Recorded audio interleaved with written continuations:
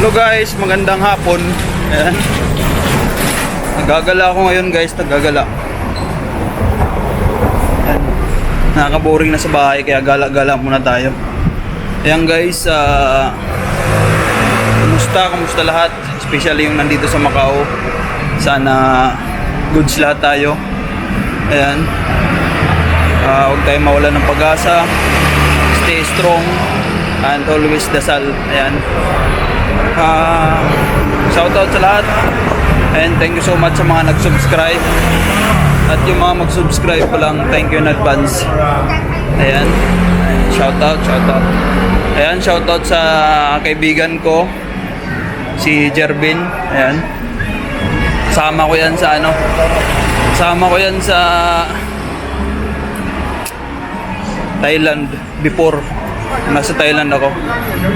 Ayan. Share ko lang yung experience niya guys. Ayan. Nagpa-line up cleaner. Pa-line up sila cleaner daw. Sa Hindi ko na lang pangalanan yung agency ha. Parang wing yung una eh. Wing daw yun. Basta wing yung una eh. Hindi ko lang anong agency eh. Wing lang sabi niya.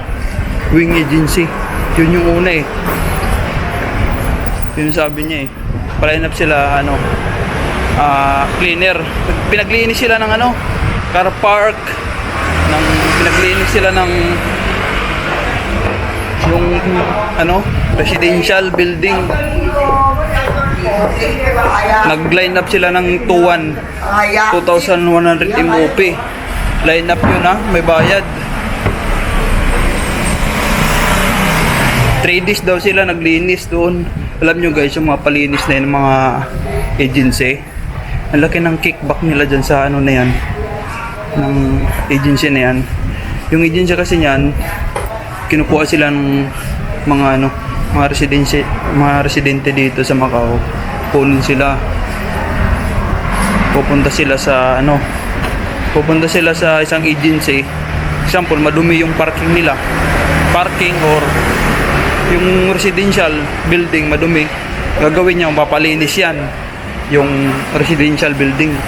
Sasabihin ng yung owner ng residential kaya parking, magbibigay ako ng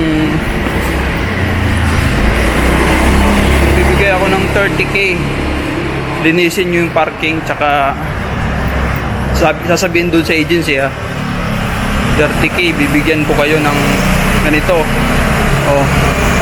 Yung gagawin niya ng agency, yung ginagawa ng agency na ng utak para wala silang gastos.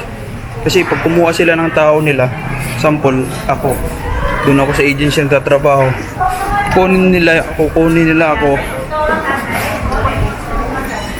magbabayad sila sa akin, babayaran nila ako. Katulad pag kukuha sila ng mga nag-a-apply, makakalibre sila, wala silang babayaran. Baka magkakapira pa sila. Katulad nung kaibigan ko, nag-line up sila, 3 days daw linis Tapos nangyari yung tuwan nila, imbis na bigyan sila ng pera, pakonsuelo man lang, binawasan pa.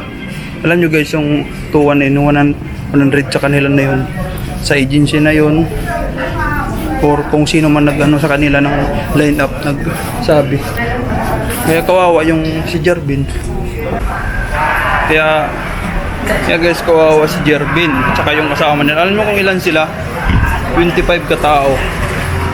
Hindi 25 times 100. Kaano yun? Diba? Laki din yung makukuha nila. Binalik lang daw yung nila 2k, tapos yung 100 kinuha yung nila 100, 2k lang binalik. Buti binalik yung iba kasi di na binabalik, sasabihin antay-antay lang, diba? At least binalik yung 2,000, 100 lang binawas. Dapat nga bigyan pa sila kasi naglinis sila 3 days, 9 to 5 daw. Isipin mo yung haba ng oras. Tapos alam nyo guys, sila 25 daw katao, tapos 3 lang kinuha. Yung 3 na yun guys, selected na yun. Bago pa mag-try out, selected na yun. Yung the rest, sinama lang yun doon sa paglilinis. Kaya wala silang kalamalam na selected na yung 3 na yun. Kaya guys, advice ko lang sa inyo ha, huwag na huwag kayong magpapaline up. Huwag bibigay ng pera, huwag. Kasi yung mangyayari niyan guys, line up, may bayad yan mga line up niyan dito sa Macau. Sanabi, pa-line up ka, baka gusto mong may puta ngayon ng cleaner, 20 ka tao, 30 ka tao, malay mo ba kung totoo yun? Sabihin sa'yo, gusto mo magkatrabaho, diba? Pa-line up ka na para assurable ka na ng mga pasok. Magbigay ka ng 2,000. Tapos, mangyayari niyan guys, siyempre, pa-line up ka. Dami kayong papaline up, hindi lang naman ikaw niyan eh. Mangyayari niyan, di ba 2,000? Babawasan yung 100. Yung 100 din is sa kanila na yun, walang kahirap-hirap, di ba? Bala ko nga din magganyan eh. Paline up, ano? Magano ko dito ng mga naghahanap din ng trabaho. Pre, baka gusto mong paline up dito, may alam mo kung hiring, di ba? Tapos, bakit naman yung ganun? Wala na ngayon mga pera na yan, nag-a-apply eh. Perahan mo pa. Mga Pilipino din yan nag-ganyan sa mga nag-a-apply. Kaya guys, advice ko sa inyo, huwag kayo magpapaline up. Magantay na lang kayo tawagan. Diba? Ayusin nyo na lang mga resume nyo. Doon lang kasi minsan nagkakaproblema ang mga resume natin. Ako never ako nagpa-line up kasi alam ko yung mga kalokohan na yan eh. Ba't kapag papaline up eh, kung 30 na yung quota, sabihin natin 30 yung quota ipasok ka na nun. Sa dami ba naman nun, imposible sinabihan ka na gusto mong paline up. Pwede ako magpaline up pero di ako magbabayad, di ba? Pwede ako magbayad pag sigurado na, di ba? Surbol na trabaho. Green chop na. Pero ganyan lang, mga ganyan lang, negative yan. Kaya guys, huwag kayong magpapaline up. Sayang yung babawas dun sa ano nyo, sa binayad nyo. Sasabihin sa'yo, ay, pasensya na sir, hindi ka na-select. Babalik na lang namin yung ano mo, yung pinaano sa'yo,